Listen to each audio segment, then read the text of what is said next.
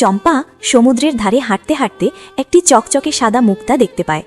কৌতূহলবশত চম্পা মুক্তাটি তুলে হাতে নেয়। মুক্তাটি ধরার সঙ্গে সঙ্গেই হঠাৎ চারদিকে রূপালী আলো ছড়িয়ে পড়ে।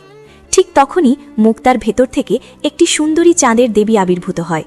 চাঁদের দেবী ভয় পেয়ে বলে, আমাকে ছেড়ে দাও, আমি তোমাকে আশীর্বাদ দেব। তুমি যাকে স্পর্শ করবে সে মুহূর্তে সুস্থ হয়ে যাবে। এরপর চম্পা দেবীকে ছেড়ে দেয়। চাঁদের দেবী জাদু করে চম্পার হাতে শক্তি দিয়ে দেয়। চম্পা পরীক্ষা করার জন্য একটি আহত পাখিকে স্পর্শ করে। সঙ্গে সঙ্গে পাখিটি সুস্থ হয়ে উড়ে যায়। চম্পা অবাক হয়ে যায়। এরপর চম্পা গ্রামের অসুস্থ মানুষদের স্পর্শ করতে থাকে। সবাই সুস্থ হয়ে আনন্দে হাসতে শুরু করে। চম্পা খুশিতে নাচতে থাকে, কিন্তু খুশির চোটে ভুলবশত চম্পা তার সুস্থ ভাই সাইনের গায়ে হাত দিয়ে দেয়। সঙ্গে সঙ্গে সাইন অদ্ভুতভাবে নিথর হয়ে মাটিতে পড়ে যায়।